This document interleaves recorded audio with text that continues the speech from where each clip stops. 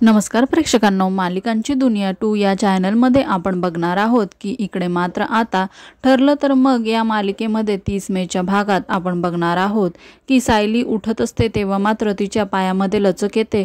तर लगेचच आगाऊपणाने आता प्रिया म्हणू लागते, काय आहे ना, मी दाबून दिले असते तुझे पाय।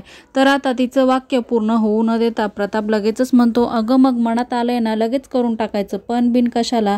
आणि आता प्रताप मात्र प्रियाला सायलीचे पाय दाबायला भाग पाडतो। इकडे मात्र आता प्रिया मोठ्या संकटात अडकते की आता मी काय करू, परंतु प्रतापने सांगितलेलं असतं त्यामुळे तिच्याकडे कुठलाच मार्ग नसतो।